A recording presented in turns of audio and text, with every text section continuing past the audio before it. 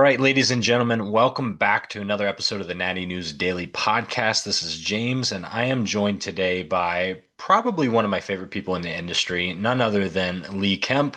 Now, if you're not familiar with Lee, you probably should be. If you're over somewhere in Europe, you probably already are. But for our American fans, Lee is the founder and former president of the UK DFBA. He is also a board member of the DFBA, similar acronym, slightly different focus and goals there. And we're going to be talking about the DFBA today, as well as his show that is upcoming very soon, 9 weeks, I believe, correctly? 9 weeks away, yep. 9 weeks as of recording, and that is the DFBA Global Cup. So we'll be kind of covering all aspects of that today. But first, I'm going to dish it over to you. Welcome back to the podcast. It's always good chatting with you, Lee. Yeah, it's great to be back, and I appreciate the invite. I thought I'd retired from all of these because I'd upset too many people, but clearly you want me to wind a few more people up, so here I am. That's the goal of this podcast, right? We like to stir the pot. We like to piss off everybody in the industry and get ourselves banned from all the accounts on social media. So, yeah, Beautiful. at least that's what people think I do, at least. Yeah. But yeah, like you indicated, you thought you were retired from it all, but here we are. We're talking bodybuilding. Here you are promoting another show. Before we dive into that, though, I've chatted many times about what the DFBA is. But as one of the, not only a founder of it, not only as a board member of it, but one of the individuals that brought, I mean, you specifically brought the UK DFBA into the fold of that. So you saw a real need for it. I wanted to ask your opinion on why did you feel like something like the DFBA was necessary when there are so many other federations already and so many other sanctioning bodies? What separates it? Um, I mean, I'm going to be really blunt when I say this. Mhm. I mean, I've been a lifetime lover of the sport, a lifetime lover of physical culture. I'm still training at limited capacity. I'm literally just out the shower from today's gym session. I drank my protein drink. I'm a bodybuilder through and through. Never a great one. Never would be a great one. Don't particularly want to be a great one. Love it. Um, and I get that other people love it too. And I always wanted to give them with the UK DFBA something that was a little bit different to what was available. A level of professionalism, a level of production, a level of fairness and integrity that some people say they give, but they don't. Um, a real family feel, a feel of belonging to something, because it's the feeling of belonging that brings us into this sport, isn't it? Mhm. It's the feeling of the community and the people that we want to be around. I founded the UK FBA, ran it as president and owner for 15 years. Yes, I did step down as president and hand over the ownership of the governing body to Christian James at the end of the season last year. That was not because I didn't want to be involved in bodybuilding anymore. One of the worst kept secrets in bodybuilding is that I do have some health problems, and that the stress and the added responsibility of not only running a full-time association, because it's not my job, it's a voluntary position, it's a hobby. I have a full-time job working 50 hours a week already, as a serving police officer, and the accumulated stress of all of those things. My father was getting old, needed more care. Amy's mum was getting older and needed more care. I'm heavily involved in the upbringing of a couple of kids in the family, in the absence of their own father. And my priorities just shifted. So it was never about not wanting to run the UK the FBA anymore. It was never about not wanting to be part of bodybuilding anymore. It was just time to prioritize other things in my life. Mhm. Um, about 14 months prior to me deciding to step down as president of the UK the FBA, I had a conversation with Ryan Sullivan, somebody that we all know Ryan. Some of you love him, some of you hate him, but he's always right, and that's that. The guy nails his colours to the mast. He does things excellent with excellence. He sees a vision that other people can't see. He's a genius, and he came to me with the concept of doing something that was different. Hmm. The main difference being, and I'm going to hang it all out there now on the spot. I'm going to tell you, all of the major governing bodies in the sport are there to take people's money from them. They are a cash collection agency. I have questioned ethics of judging over the years. I have questioned ethics of drug testing over the years. Um, I won't elaborate on that and end up in a huge legal battle over things that I just can't be bothered to argue about. But the people that hear this or may hear this or may, reluctantly listen to this know that I'm telling the truth. And I've always believed that if you are not part of the solution, then you're part of the problem. Hmm. So it was time to do something different, to swim against the tide. I knew that my time in the sport was coming to a close as as somebody working within the sport, because of various plans I've got in my life. So I jumped on board straight away with Ryan, with himself, with Brandon Lirio, with Stuart O'Brien down in Australia. I brought the UK DFBA into the alliance. Jay Robinson over in Ireland came in with the NBFI. Daniel Risgaard in Denmark came in with the DFNA. We now have an affiliate in France, Stephen Bonnet with the FFFCN. Of course, the ANBF in the US, Ryan Sullivan and Kemp were the founding association. There was, the need for this international competition, this international alliance Hmm. was primarily because Ryan identified that the ANBF needed to spread its wings and go international. Stu down in Australia, we have a contest via Stu out in Bali, in Southeast Asia. Um, so everything kind of exploded, Hmm. and even now, we're getting people coming in. I'll talk about the Global Cup and who it's attracting later on, but essentially, even though I decided it was time to sort of hand over the reins of the UK DFBA because it did need a fresh coat of paint, it did need, pushing into the modern era of what the sport is becoming, whilst maintaining the values it's got. And I didn't have the time and energy to do it, but I did have the time and energy to remain involved in DFBA Global. I want to. It's too soon to walk away from that. There will come a day when I give up my space on the board for somebody else, as we all do, as we move on. But for now, I have the capacity to do it, and I believe in it. So, we don't want your money. We don't care how many followers you got on Instagram. We don't really, you know, want to cut corners on drug testing because we don't need to, because we're not trying to, we're not thinking of the bottom line. We're not going to place our friends higher than you because we're professionals, and be part of the solution, not part of the problem. That's where it all came from my point of view. Yeah. Yeah. And I have been actively involved through my career in bodybuilding. I will say, prior to the UK FBA as my own brainchild and association, I was actively involved with a couple of different governing bodies in other areas of the sport. And I've been affiliated to what a lot of people think are the two major governing bodies through the UK, the FBA. Again, I'm not here to sort of talk dirt about any one or another, but if I genuinely thought that those governing bodies best represented the needs of our members, then I'd have stayed. Hmm. Doesn't make a difference to me. I don't get paid for doing this. They don't pay me. I pay them, actually. I have paid them horrendous amounts of money over the years. And if I thought that money was being well spent and that the needs of the athletes were being met by the people that were there, then I would have absolutely no problem with staying with any of the governing bodies that I've worked with before. But I voted with my feet. Here I am. Yeah. Yeah, absolutely. And I think we've seen the popularity of things similar to this, right? I'm thinking the Austrian ANBF show, open international show, great production value, bring your best athletes, come compete with everybody.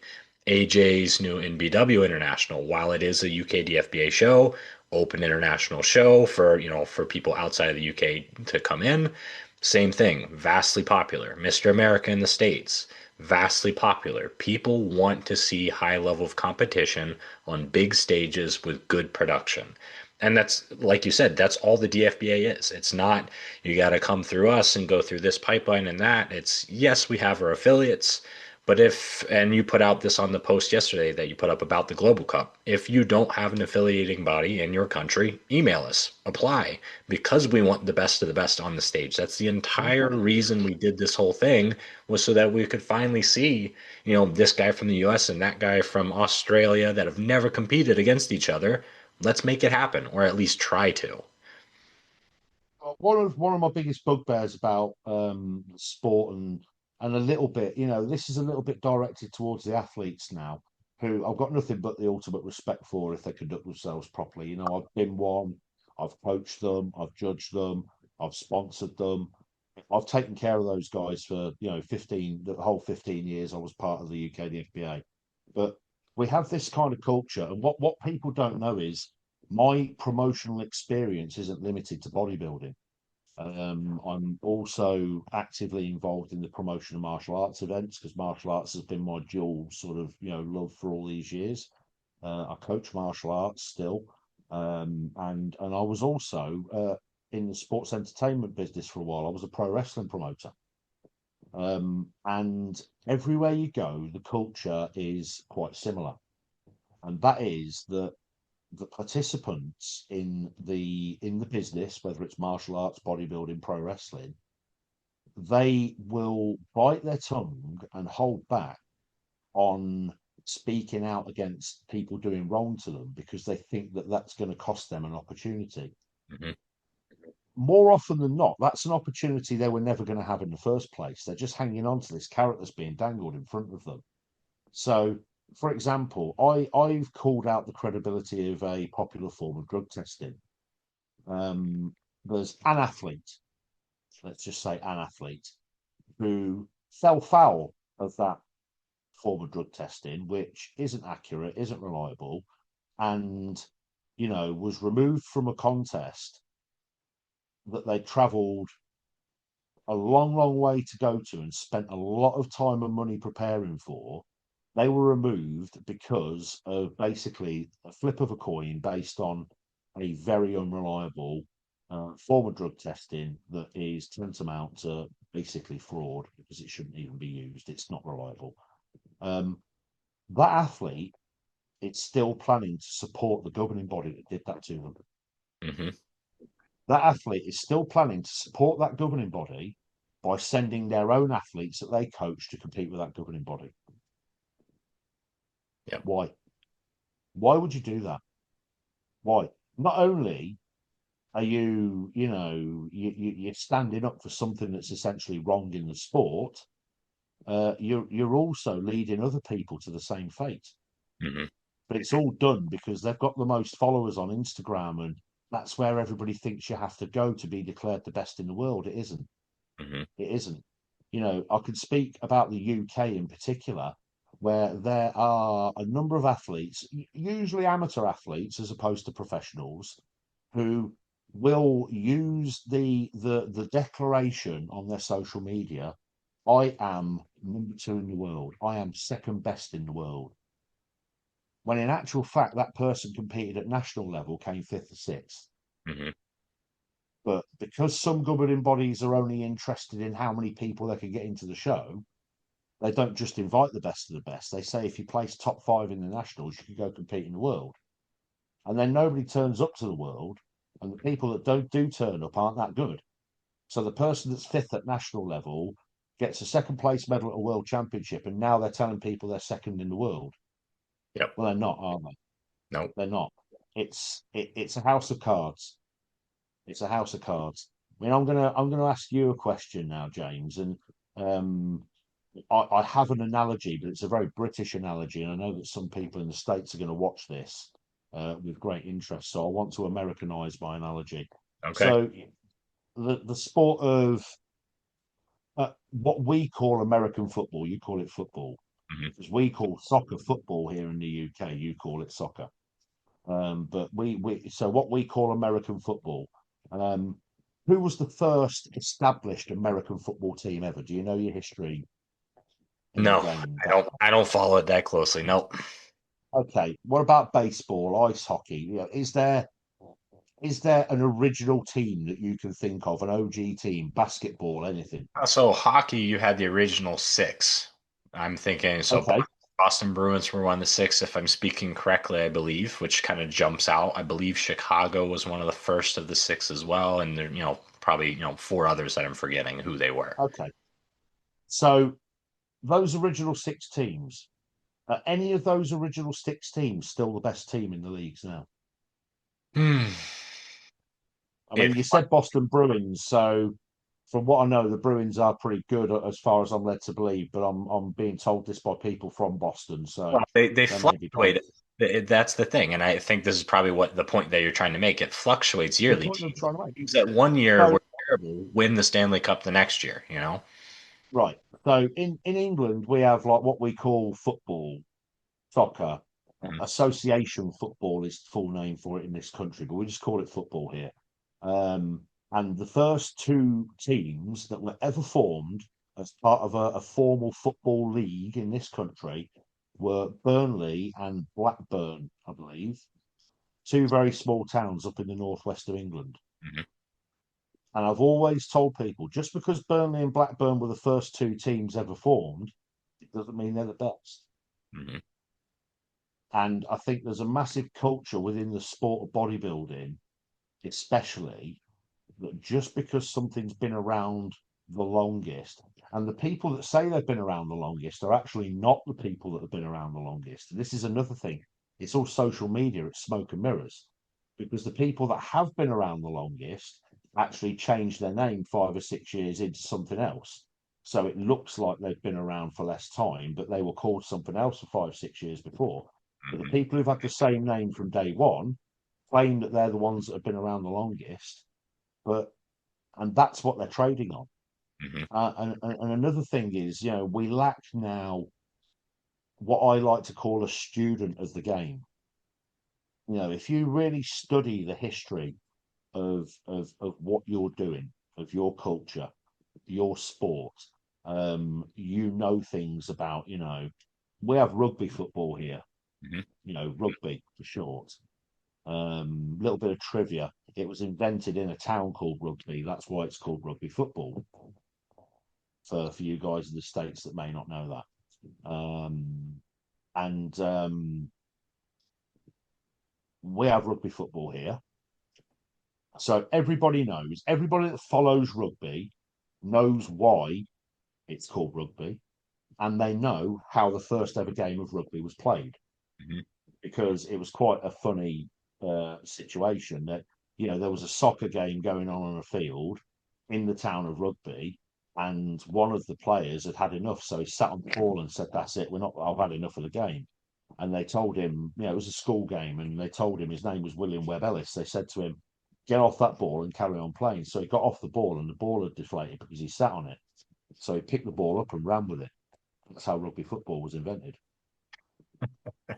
Crazy story, isn't it? So William Webb Ellis invented the game of rugby at rugby school in Rugby by basically having a childish tantrum in the middle of a game of soccer.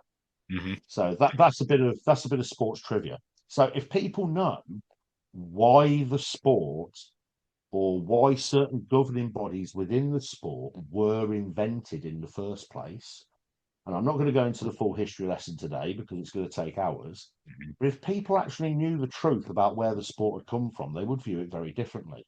Yeah. And, the people that trade on what they did in the past or traded on the fact that they were the only ones around for a while, they're they're now not truly providing anything but a name. Mhm. Um, and they need to watch out because the truth is coming. Mhm. Well, And it won't be long before people start making decisions based on what they know rather than what they're told. yeah, yeah. And I mean, you can correct me, but I mean, I've been in the sport probably just 10, 11 years now, not a long time. Well, I guess it is for some people, right? They've only A been in decade's a long time. You know, it's a good chunk of your life. the ecosystem, the environment, what we see as natural bodybuilding right now really has only existed about that length of time. You know, when I came into it, I'm like, this is established, these are the people. But if I would have scrolled back 3, 4 years, there's an explosion of this breaking off of this and that breaking that and this merging and these people leaving. And it's like this history, what we think of as history, it's almost like you compare American history to history in the UK. We think, oh, we've been around for forever. It's 250 years. Meanwhile, you go visit a castle in Ireland that's thousands of years old, you know? It's like there's true history, and then there's what we're viewing in our short frame.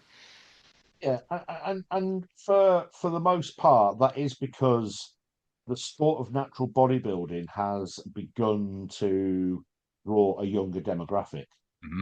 because of social media, because of fitness influencers, because of online coaching becoming a career choice and things. And none of these are bad things. They're all good things. You know, they're all good things that have brought money, popularity. They've given people the scope to earn a living. You know, these aren't bad things.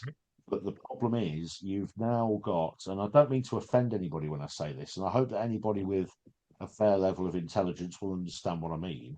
You've got people who've been involved in the sport 5, 6 years, who think they know more about the sport than people who've been involved in it their whole lives. Hmm. And that doesn't mean there isn't a place for them in the sport. And that sort of youthful injection of energy, new ideas, new technology, it is really, really important. Hmm. But let's not forget why the sport exists in the first place. Let's not forget. I will say all the time, you know, as president of the UK DFBA, the founder of the UK DFBA, you know, 2011, I launched the UK DFBA. You know, I was standing on the shoulders of giants. Hmm. I was able to do that because of the platform that Charlie Carollo had given us prior to that. Hmm. I can't believe I didn't turn my phone on silent. I'm so sorry. I can't even hear it. You can't hear it. Nope. No, I'm throwing it across the room. So I hope they hang up soon, really. Um, but you know, but we can't discount what those people have done over the years, because essentially this is what the sport means. This is what the sport is structured around. Hmm. Um, so you know, we've got to, and if you look back a little further, you start to learn the truth as well. You know, like I say, let's not just observe the smoke and mirrors platform of Instagram that seems to dominate everybody's lives now. I know we all spend time on social media. I know it's a fantastic form of advertising that gets to people quickly and all the rest of it, but it's not a life. It's not a truth. It's not the Bible. It's not a holy book that tells us how to live our lives. And unfortunately it's kind of become that way. It's become very propaganda based, and people kind of live their lives around it. And you know, if there's no Instagram, then nothing counts. And you know, I get that that is part of the younger culture that we're with now, but don't let it erase what actually happened prior. You know, and we are involved with a culture of people who are quite socially aware, so they're capable of looking back a couple of 100 years and still observing things that have happened in society from way back, and saying, you know, things shouldn't have happened, or certain movements in the world, you know, were wrong to do what they did, and we need to make reparations for that and things like that. So as a social habit, we don't ignore history. Hmm. We're more socially historically aware than we've ever been as a race of people. But for some reason, all that seems to matter in the bodybuilding world these days is what appears on Instagram.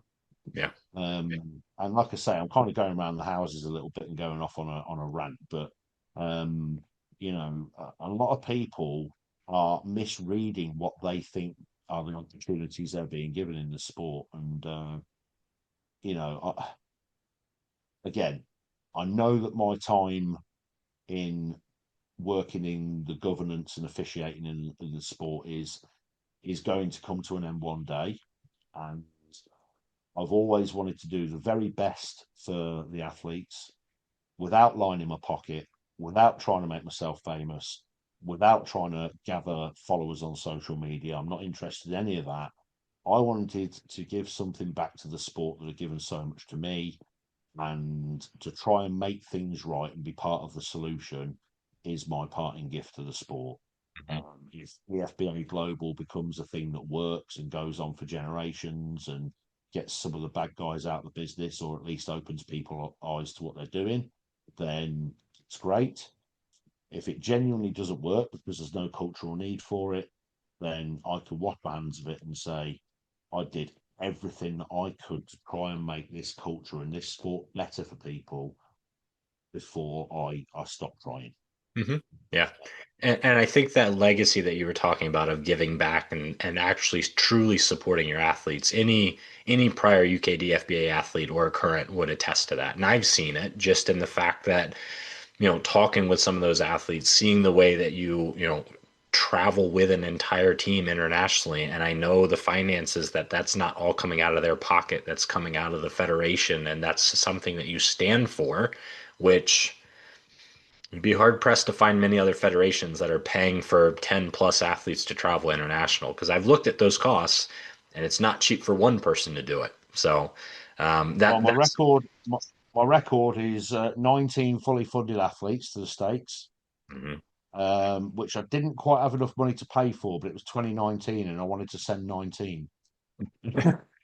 So I dug a little bit out of my own pocket to make up the shortfall. I hope my wife can't hear this because she'll kill me if she ever finds that out. Um, yeah, so 19 fully funded athletes to the States. That was flights, hotels, entry fees, drug testing fees, the lot, track suits, the whole thing. Um, I'm actually very proud of the fact that in athlete sponsorship, prize money, sponsorships, travel costs, and a heavy amount of charity contributions. In the 15 years that I ran the association, I actually hit £200,000 sterling before I stepped away, Yeah. which I think is somewhere in the region of about $250,000. Hmm. Um, Yeah. I and mean, and that then is something to be proud of. it's something I'm very proud of myself for doing, but I don't expect credit for it. I just see it as something that I chose to do. I don't want anybody to sort of, think that I'm sort of, to be canonized because of that, because there are people who do more. But then, Instagram is such a thing. This is a great example. There's a particular page on Instagram that I've been invited to be part of several times, and I've declined because I've got no time for it. And they took an extract of a podcast that I did where we were talking about this new phenomenon of governing bodies who've had a history of running non-tested shows now putting tested shows on as like a side chick, as like a bit of a sub Hmm. umbrella. And somebody asked me a question on a podcast what I thought about it. And I was quite blunt about it. I said, I think it will destroy natural bodybuilding as a sport, and people want to be careful who they support. Um, and they took a clip of that, two or three sentences that I said in a different order to make it sound more sensational than it was. Um, Whatever, clickbait, guy's an idiot, whatever. Um, and then somebody commented on that Instagram post, oh, so we've all got to not support these shows now just so that Lee Kemp can stay in a job. And I read that and I thought, you just haven't got a clue, mate. Hmm. You think this is my job. You think this is how I feed my family. You think this is what I do to put a roof over my head. And I have said it before. If I hadn't have given the money away that I gave away, I could have paid for my house in cash by Hmm. now and been mortgage free. But I chose not to do it. It's a hobby. But it's an example of the short sightedness of only reading what you see on Instagram. People actually thought that was my job and I was earning money out of it. Hmm. You know, but then they support the people who are. Yeah. And support the people who are pocketing the money. They support the people who are, you know, charging entry fees they should be charging because, they get a little bit off the side. You know, again, a conversation for another day. That's just not what we want as part of DFBA Global. Mhm. No, and Oh, I, I'll take one little shot. I've been quiet. When the world shuts down during a certain time period and all venues are closed, and you have the ability to host a show of a massive production value in your own home, it tells you you're profiting somewhere off of the business, aren't you? Oh, 100%. 100%. I won't Yeah, name names. 100%. People can read into who they think that is, what federation they. Yeah, yeah. If I had a full bodybuilding stage in my backyard, Yeah. at the end of Grecian the day, I'd make columns. 18. And again, I don't have a problem with people making a living. No. What I do have a problem with is people making a huge living but telling people they do it all for the athletes. Yep. Or Yeah, that's my issue. investing some part of that back into the athletes. And that's not to say that that individual, that federation doesn't do that to some extent. To an But extent, but they take care of themselves first. if we're going And to again, grow if the sport in the way we want to, everyone talks about it, right? You want loyalty for your athletes? Start offering sponsorships, like true federation sponsorships, contracts, paid stuff. Like that's the way forward because that's the way the other side of the sport does it, right? Like we here's don't want another to. one for you because we're talking about that period of time when the world closed down. Um, I was with another governing body at the time, and if anybody checks the history, they'll know who it was.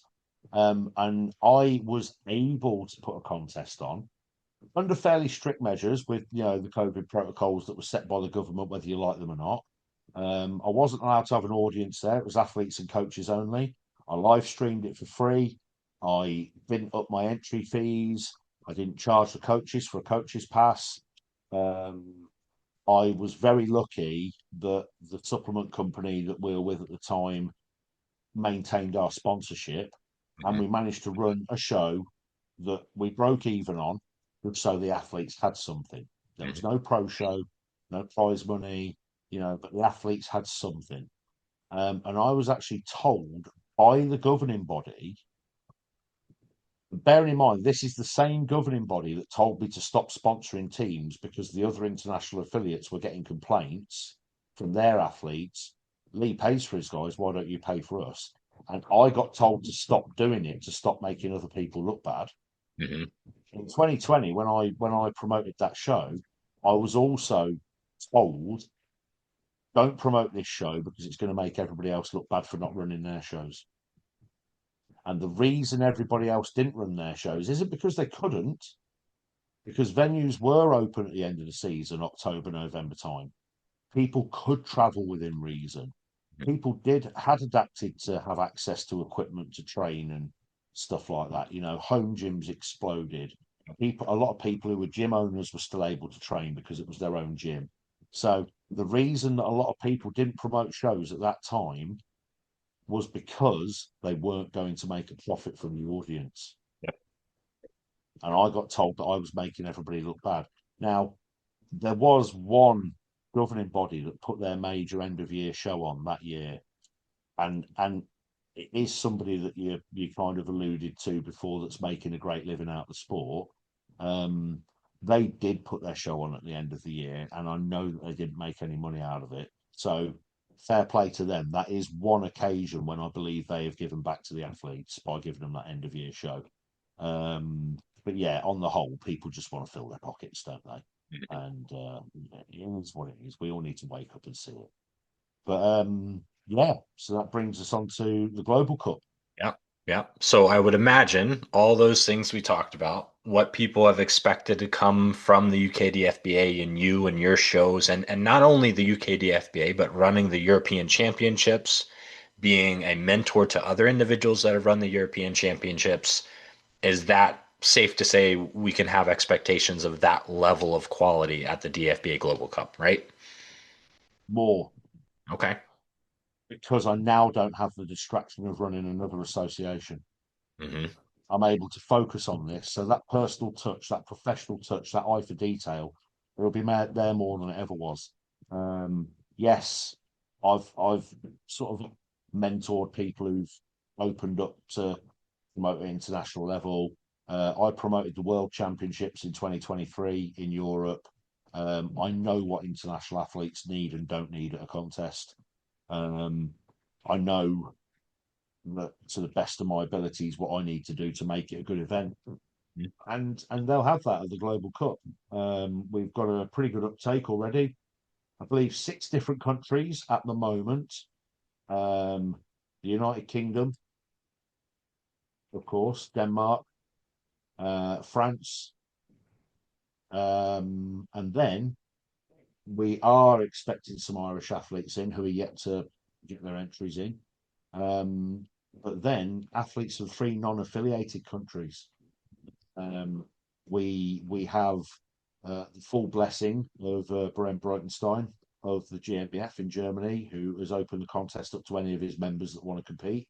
And we do have some German interest in the show. Several athletes from Germany have entered, and credit to Brent for that, because he doesn't do politics. He does what's best for the athletes. He's old school. He's been doing this for years. So we will be welcoming some German athletes in. We have athletes from Spain, and we have athletes from Slovakia entered. So mostly European countries. I'm hoping that we get somebody over from the States. They're very welcome, and we'd love to host them. And I believe that 1 or 2 from Australia are thinking about making the trip over, Okay. which again would be superb. It's billed as the Global Cup because I don't want to limit it to anybody. Anybody from anywhere in the world can enter that show. Hmm. Full range of amateur classes, um, full range of pro-am divisions. So what I'm going to do on the day, obviously, we have had interest from professional athletes, and I'll talk about pro eligibility in a moment. But of course, it's new. We're going to have I'm not going to compete this year because I don't know who I'm going to annoy by doing this, and I want to make sure it's going to be around forever before you know what people are like. Um, so I'm not expecting the biggest numbers in the contest, and I don't want them either. It's not about just getting numbers in for numbers' sake and running a production line. It's about um, letting people know that we're here and we're serious about what we're doing.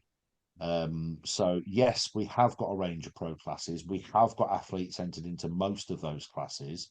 But what I'm going to do on the day of the event is that every open amateur class winner will be eligible to go straight into the pro-am division. Okay.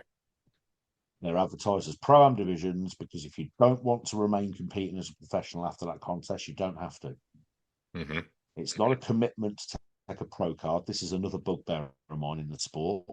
It's not a commitment to take a pro card. It doesn't mean that you're not an amateur athlete anymore. Get in the pro-am, mix it up.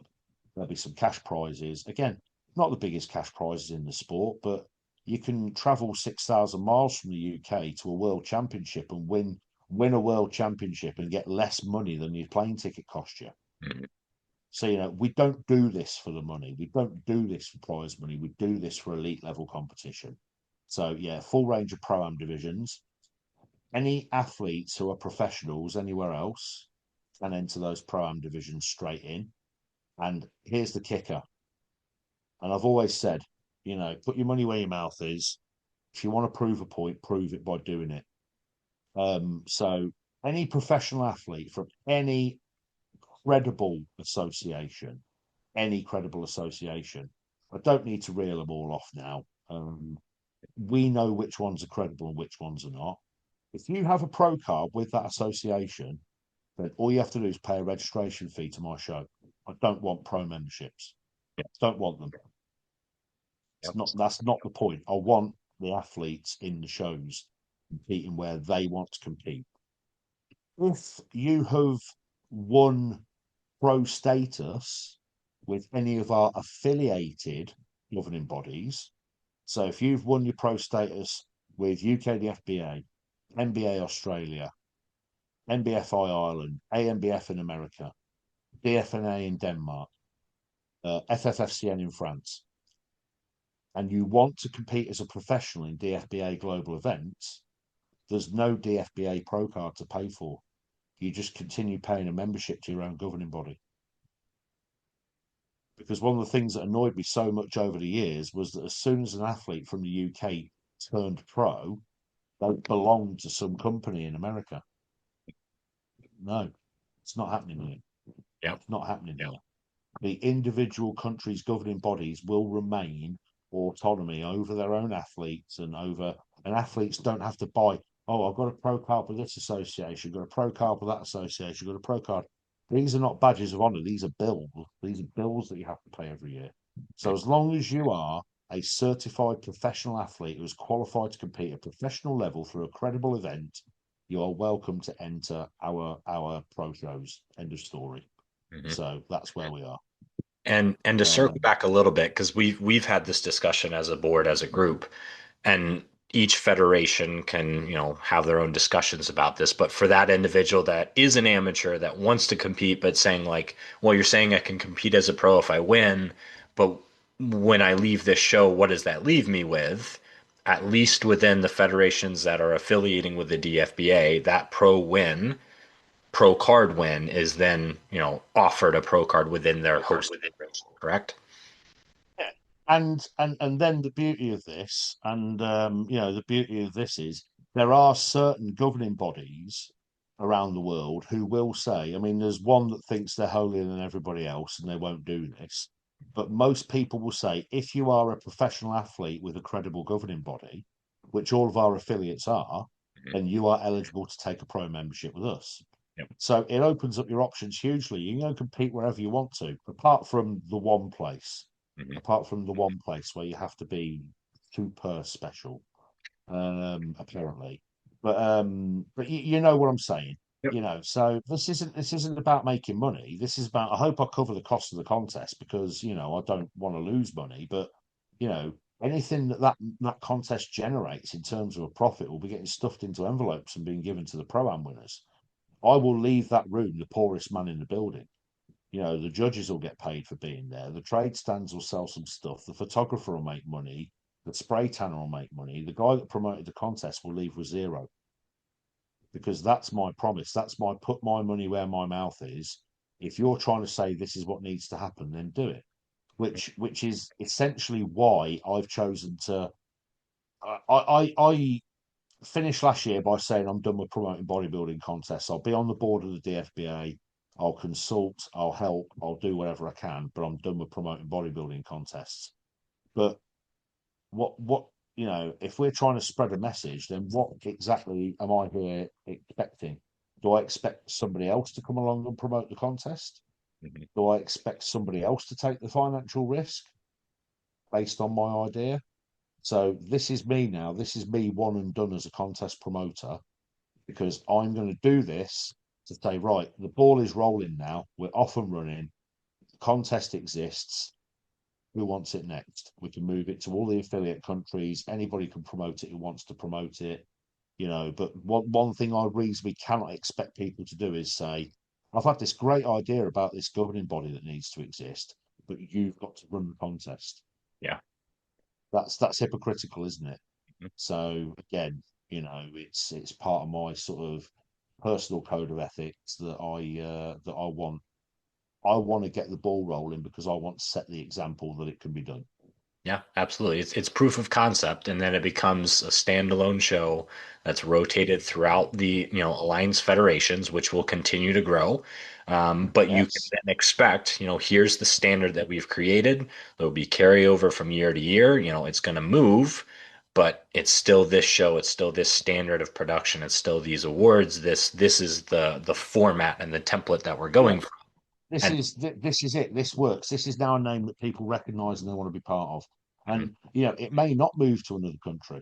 Mhm. It might stay in the United Kingdom next year, but Christian might take it on. Yep. Of course, I'm talking about Christian James, who now owns and runs the UK DFBA. I mean, Christian's one of my best friends. We've known each other 30 years. Mhm. Christian was the first person I called and said, I'm thinking about starting the UK DFBA. What do you think? Yeah, great idea. Great. You want to come and help me out? Do you want to, you want to nail your colours to the mast and be part of it? Absolutely do. Part of, 15 years ago, that was a decision that was made. So, Christian's got a lot on his plate this year with running the federation on his own for the first year. Um, but he might take on the Global Cup next year and keep it in the UK. And if he wants to, that's not a problem. Mhm. Because one thing I will say is, of course, for the most part, the officials that officiate in the UK DFBA that have got experience of doing those shows, got experience of officiating the MBW Classic and the MBW International. the officials that have officiated the World Championships in 2023, they're the people that are going to be behind the Global Cup. Hmm. So, we know that Christian runs a tight ship with his judging panel. We know we've got top quality judges. We know the backstage expediters are going to be on point. We know that you're going to be met at the door with a smile. We know these things because this is the quality that we've delivered before.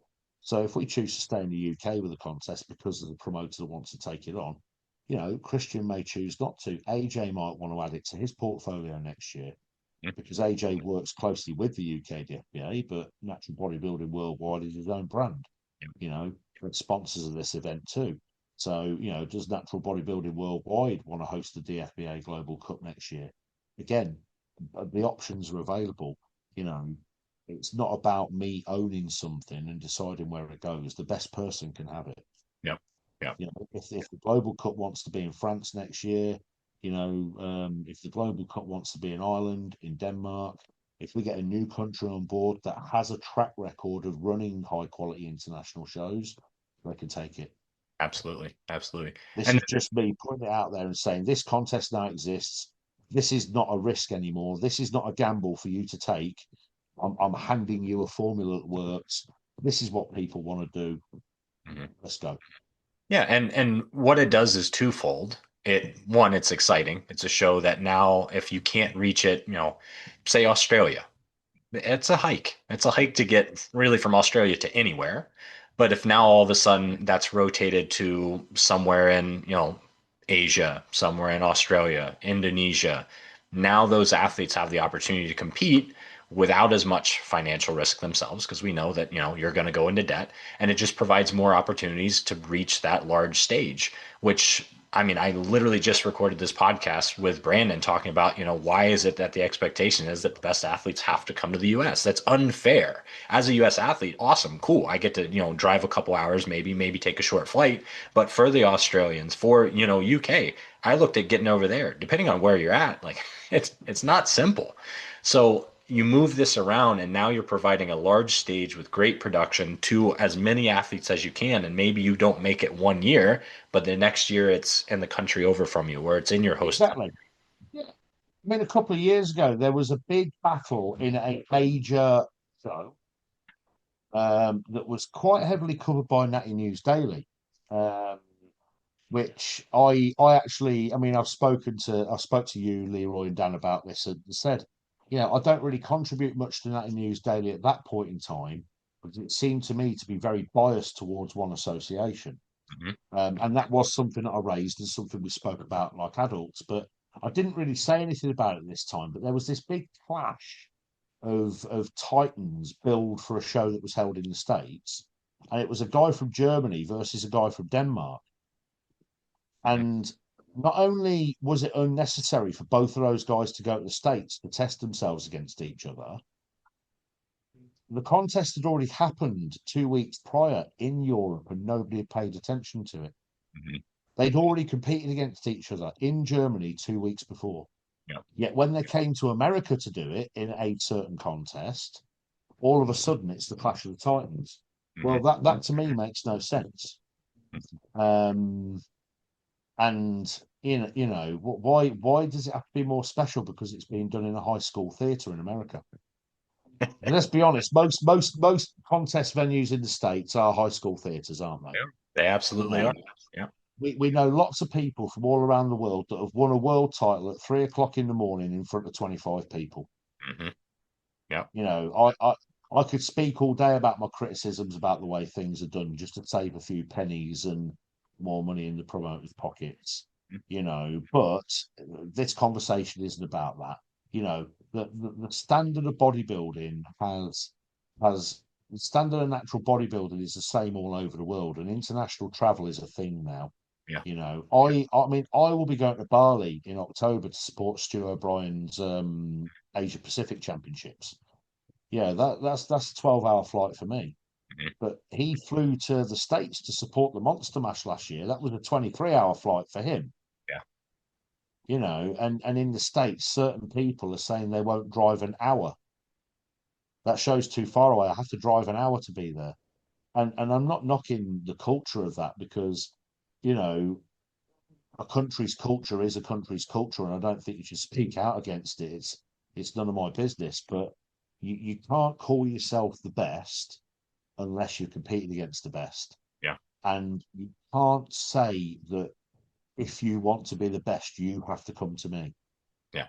A perfect example of this is Mitchell Jarvis. Hmm. Now, we know who Mitch is.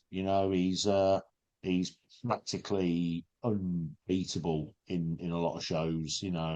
He's to my mind probably the best natural bodybuilder in the world. Okay. Um, he's lost one contest in his whole career, and that was a world championship out in Romania where they banned Dream Tan, and all of the guys came on stage pasty white, apart from this one guy who ignored the ban, used Dream Tan, looked better than everybody else, and placed first. Hmm. So that's a debatable loss. Um, but that's the only time he hasn't won a show in his entire country, tested, non-tested.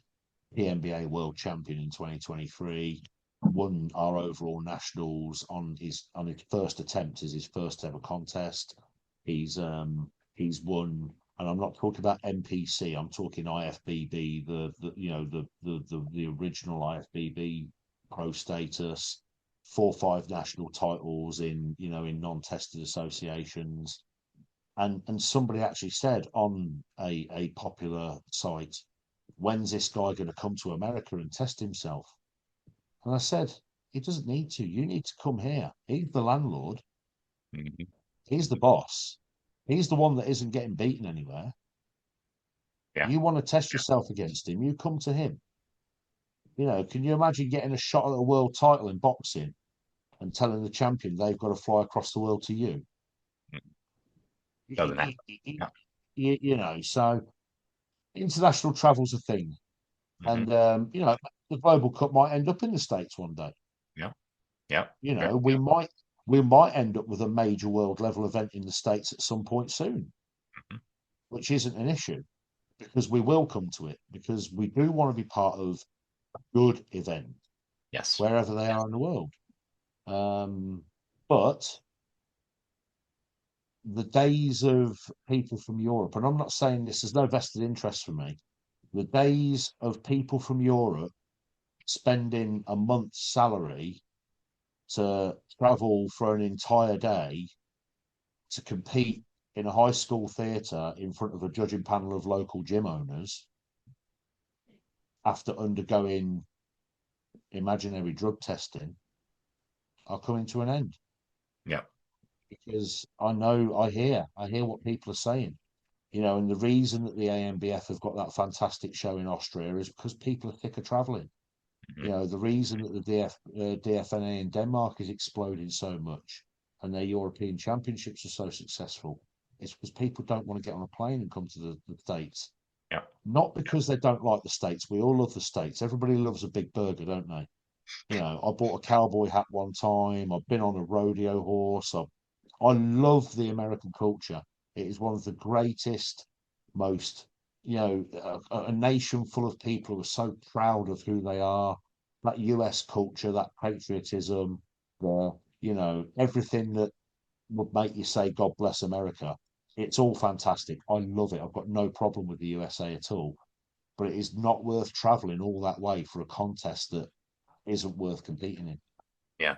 And I think to a lot of the younger listeners, they're going to be a little bit jaded unless I say that you don't know until you know, right? Like when you've only been to the regional shows that you've seen, or maybe some of the larger shows, if you traveled on the East Coast, those are good shows. But we had the opportunity to travel international and see a European championship that was in a historic theater with a packed house, over 1,000 people in the crowd screaming their heads off, movie production quality, LED screens, music. It was unbelievable. And it's like, holy crap, this is what you guys do all the time? Like how is this possible? It's such a different level, and I know that like there's tiers of production quality even international. Not everything's to Of that level, course. but there are shows to that level, and it's tough to come by in the States. So I think if Uh, more people were willing to go see that, they would understand what is possible. I think the what we need to make clear is, yeah, and you're right, not every show in Europe is like that. But when we've got people traveling across the world to come and be hosted by us, we pull out all the stops and make sure that it's like that. Yeah. Yeah. And that's, we do have shows in this country that are running high school theatres. We do have shows in this country that have got a couple of pop-up banners on the back of the stage. Your local shows, your qualifying contests to move you onto a bigger show. Certainly not shows where you can earn a pro card. Certainly not shows with pro divisions in. Hmm. But your small local amateur shows, yeah, the production value's not always huge, but it's almost an insult to make somebody travel to the other side of the world to not put on that kind of display. Hmm. That's European hospitality. That's, we want people to feel that their trip to our continent, and because of course, as we know, Europe is not a country; Hmm. it is a continent made up of many countries. Um, if you're going to travel across the world, then I am not going to. I'm going to make sure that your trip is worthwhile. Absolutely. Yeah. And And I think that in itself that's the statement. That's what people can expect from the DFBA Cup, yeah, right? Like we want to make sure it's worth it because this is this is your legacy. This is kind of like the last hurrah, right? Like you want to go out and not fizzle. So I have some high hopes for what's coming. And like we said, more to come from it, potential more shows coming from it, right? There will eventually be more DFBA branded shows in the future as we yeah. continue to gain momentum and interest and athlete affiliations. It just takes time. We don't have 60 years of history to kind of pull from and finances to pull from. No, no, absolutely not. We don't have a big war chest, and we don't have that sort of reputation to. Well, I say reputation, laurels. Like people are resting on their laurels within the sport. But what I do have is the ability to do things well enough so that people will say, you know what, and I'm not lying here. If I hit 100 entries in that contest, I'll be perfectly happy. Mhm. If there are 250, 300 people in the audience, I'll be perfectly happy. I'm not expecting the 250 competitors and the 1,000 people in the audience that I got when I ran the Worlds, Yep. because a lot of people are still sitting on the fence. Hmm. Rightfully so. And yeah, well, I mean, we say this, when you're sitting on the fence to protect people that have mistreated you and not trusting somebody who you've already trusted for 15 years, Yeah. then the logic doesn't make itself right. But you know, there are people who legitimately want to see if this is as good as we're saying it's going to be before they commit to it, and I do get that, and that is fine. So it's going to be a quality over quantity kind of event, Hmm. um, but it'll be a stamp to say you don't have to go those other places anymore. You don't have to do those things that aren't right for you anymore. There are options. Hmm. That opportunity that nobody else was going to give you, it's here. And that's a statement to both athletes and federations, right? For the So athletes, here's an open platform. You don't have to pay all the exorbitant fees. You don't have to travel. You can get a better value out of it. And for the federations, same thing. You're welcome. You don't have to, jump through hoops. You don't have to face these restrictions, these financial implications. Run your federation, bring your athletes, pay the entry fee. Done. done. Simple. We respect your pros. We respect your rules. We respect your integrity. And there is no other governing body in the sport out there saying that. Hmm. Absolutely. So, And I yeah, think that covers everything. I was going to say, I think that's a perfect way to wrap it up. We're coming up on the hour. That was a great chat, Lee. Like I said, we could sit and chat history of bodybuilding for forever, but that'll be a different episode, I'm sure, or a talk around a bar somewhere. Um, Let's hope so. yeah. So for people that are looking to enter the DFBA Global Cup or are just looking to find out more information about the DFBA Global or yourself, where's the best way for them to find information? There's website, dfbaglobal.com, at DFBA Global on Instagram, and dfbaglobal at gmail.com. There we go. There are a number of people who, we have a board. It's not always going to be me that talks to you.